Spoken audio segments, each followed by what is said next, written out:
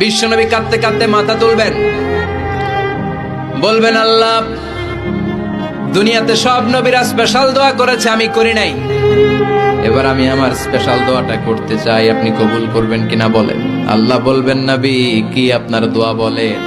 বিশ্বনবী বলবেন, আমার একটা উম্মত যার অন্তরের মধ্যে যাররা পরিমাণ ঈমান আছে, একবার আপনারে আল্লাহ বলে ডেকেছে, একবার আমি বিশ্বনবীর উপর দুরূদ পড়েছে, একবার শাহাদাতের বাণী আমার যে গুনাহগার উম্মত দুনিয়ার বুকে থেকে ঘোষণা দিয়েছে, ওই একটা উম্মত যদি জান্নাতে ঢুকতে না পারে, আপনি আমারে জান্নাতে ঢুকাতে পারবেন না।